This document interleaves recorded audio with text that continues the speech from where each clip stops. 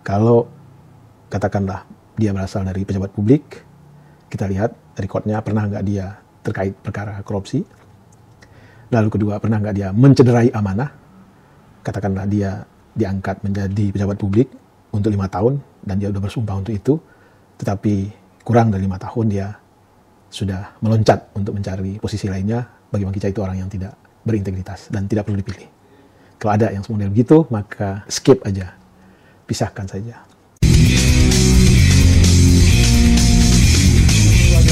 Ketemu lagi kita di channel yang perlu imajinasi gratis tidak bayar. Subscribe. Assalamualaikum warahmatullahi wabarakatuh. Senang jumpa lagi dengan teman-teman sobat Kicau Jelata. Apa kabar? Mudah-mudahan kita semua selalu dalam keadaan sehat. Hari berlalu, musim berganti, waktu melesat begitu cepat. Sudahkah teman-teman olahraga pagi ini? Bang Kicca baru saja olahraga, jalan pagi tentunya. Dan hari ini Bang Kicca ingin berkicau berceloteh soal yang barusan Bang Kicca alami ya, setelah pulang berolahraga, nongkrong sejenak dengan teman-teman. Biasalah sesama orang tua, dan satu dua ada juga anak mudanya. Salah satu topik yang pagi tadi hangat dibicarakan adalah salah seorang teman bertanya kepada Bang Kicca, siapa sebagusnya yang kita pilih di Pilpres 2024 nanti di antara 3 calon yang saat ini terdaftar, nomor 1K, nomor 2K, nomor 3K.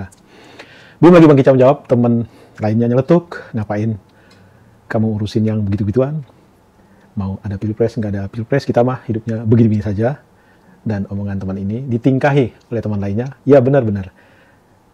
Berkali-kali pemilu sudah kita lakukan, berkali-kali juga kita sudah datang ke bilik suara, tetapi nyatanya ya, yang bisa memajukan kita, yang bisa mensejahterakan kita adalah tangan kita sendiri, diri kita sendiri. Kalau kita rajin bekerja, maka tentu kita juga dapatnya jauh lebih baik ketimbang kita bermalas-malasan. Bagi teman-teman yang anak sekolah, kalau rajin belajar, ya tentu nilainya juga lebih bagus daripada teman-teman lain yang malas belajar. Ya, itu adalah omongan rakyat jelata. Mungkin fenomenanya bukan hanya di tongkrongan teman Bang Kicca yang pagi tadi Bang Kicca ikut nimbrung, tapi juga di warung-warung kopi, di pasar-pasar, di pantai-pantai tempat nelayan berkumpul, di sawah-sawah, ladang-ladang perkebunan. Sama. Esensinya ada semacam apatis, apolitis, sudah malas ikut-ikutan berpartisipasi dalam pemilu.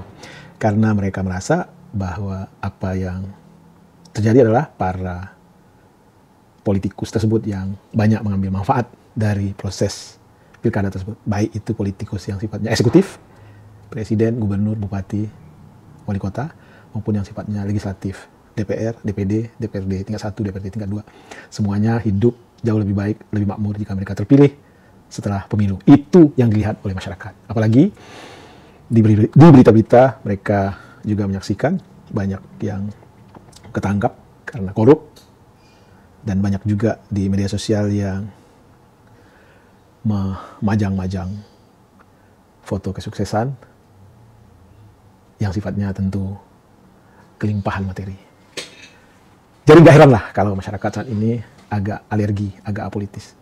Tetapi sebagai seorang yang sudah sedikit paham tentang betapa politik itu sejatinya penting, karena dalam perspektif Bang Kicca adalah politik itu adalah cara-cara beradab untuk mengendalikan naluri biadab setiap orang dalam segala hal.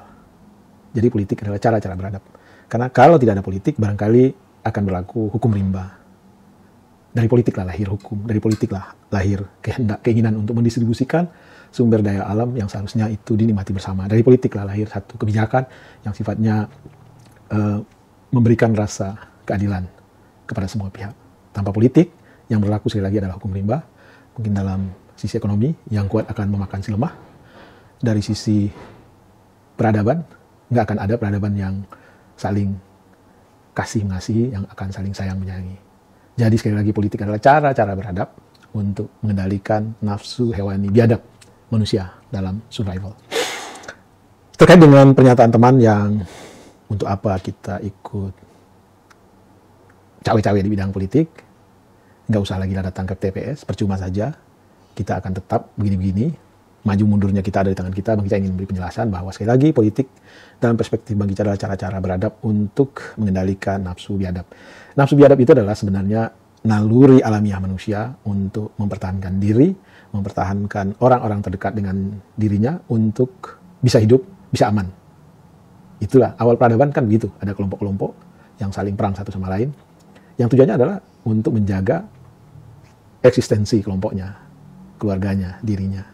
Nah, dengan politik sejatinya ada porsi yang kalau itu berjalan benar, itu akan menambah dorongan kita untuk maju.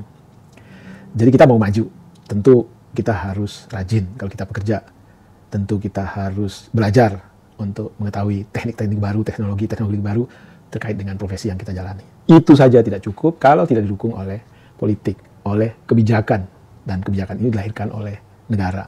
Ambil contoh misalnya kita petani, tentu tidak cukup hanya kita rajin ke sawah, menanam, memelihara, tidak. Tetapi yang namanya petani ada teknologi yang makin modern. Katakanlah tadinya kita manual, pakai tangan, sekarang ada traktor. Dan tentu juga dalam pertanian kita butuh pupuk, obat-obatan. Nah, traktor, pupuk, obat-obatan itu akan bisa tersedia jika ada campur tangan pemerintah dalam hal kebijakan. Bisa itu berbentuk subsidi, bisa itu berbentuk prioritas pembangunan. Katakanlah untuk pupuk, pemerintah memprioritaskan membangun pabrik pupuk dan segala macam. Jadi ada korelasi antara kemajuan seorang petani dengan kontribusi negara dalam kebijakan. Begitu juga dengan nelayan, dengan profesi apapun. Itu ada sentuhan kebijakan yang akan mempengaruhi cepat atau lambatnya profesi tersebut bertumbuh, berkembang. Jadi sekali lagi, teman-teman yang merasa skeptis, yang saat ini apolitis, sadarlah bahwa politik itu adalah bagian dari cara kita untuk merubah nasib. Lalu yang kedua, bagaimana caranya kita memilih? Katakanlah sekarang ada 3 calon presiden. Agar pilihan kita ini berarti. Bagi saya simpel saja. Yang utama dari memilih seseorang itu adalah soal etikanya, soal integritasnya. Dan itu bisa dilihat dalam rekam jejak.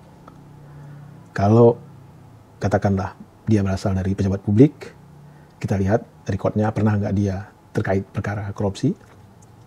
Lalu kedua, pernah nggak dia mencederai amanah.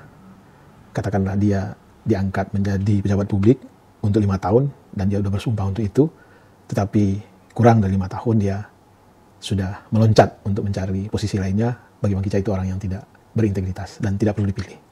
Kalau ada yang semodel begitu, maka skip aja, pisahkan saja.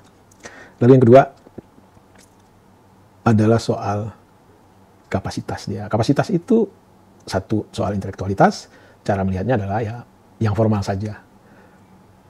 Dia bersekolah sampai level apa, dan di mana dia sekolah, dan bagaimana prestasinya, prestasi akademisnya.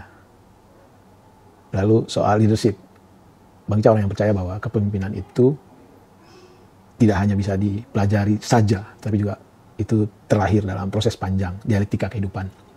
Jadi Bang Ica akan tidak bisa menerima orang yang ujug-ujug jadi pemimpin. Apalagi dia menjadi pemimpin karena ada jembatan, karena ada fasilitas. Jadi mari kita lihat di antara ketiga capres-cawapres ini, yang mana yang secara leadership memang teruji.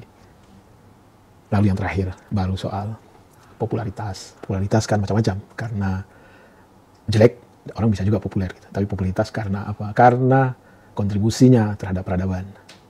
Apa inisiatif sosial yang pernah dia lakukan dan itu bermanfaat bagi orang banyak. Nah, setelah mengayak dari berbagai kriteria tersebut, dari ketiga calon yang ada, yang nomor 1 adalah pasangan Anies Baswedan dan Muhaimin Iskandar, yang nomor 2 adalah pasangan Prabowo dan Gibran, sementara yang nomor 3 adalah Ganjar dan Mahfud MD, maka apple to apple dari sisi integritas, dari sisi kapabilitas, intelektualitas dan leadershipnya, lalu dari sisi kontribusi sosialnya, popularitas positifnya, bagi Bang Ica tidak lain pilihan jatuh ke nomor 1. Anies.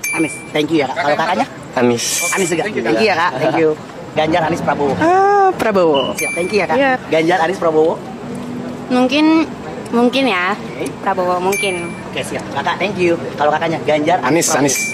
Siapa? Ganjar, Anies, Prabowo. Anies dong pasti. Anies. Ganjar, Prabowo. Anies. Thank you ya Kak. Siap. Bang. Anies, Ganjar, Prabowo, Bang. Hah? Anies Ganjar Prabowo. Bingung kalau Jangan bingung bang. Iya jangan bingung. Anies Ganjar Prabowo bang. Anies. Anies siap. Siapa? Anies Ganjar Prabowo.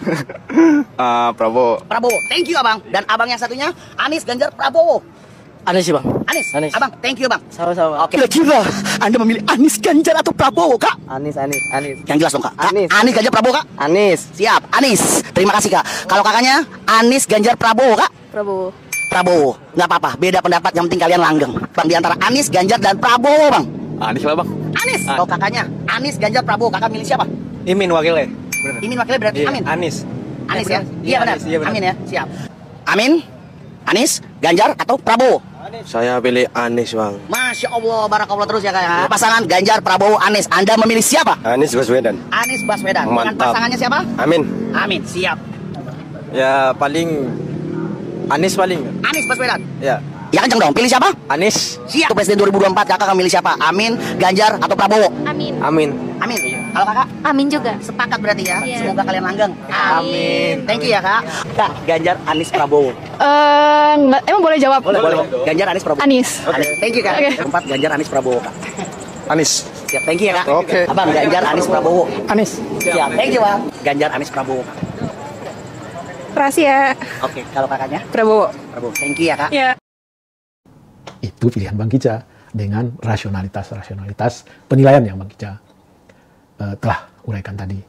Nah, bagaimana dengan teman-teman? Tentu teman-teman punya kriteria-kriteria juga, punya pilihan-pilihan tersendiri juga. Tetapi sekali lagi Bang Kica ingin, mari kita rasional dalam memilih pemimpin ini, bandingkan head to head di antara ketiganya, dan baru tentukan pilihan. Mari kita berpolitik dengan yang gembira, dengan penuh harapan, menyongsong perubahan. Ya, satu-satunya yang bisa membuat kehidupan lebih baik dari saat ini tentu adalah perubahan. Tanpa perubahan, tidak mungkin kita menjemput sesuatu yang lebih baik. Salam sehat dan bahagia. Wassalamualaikum warahmatullahi wabarakatuh.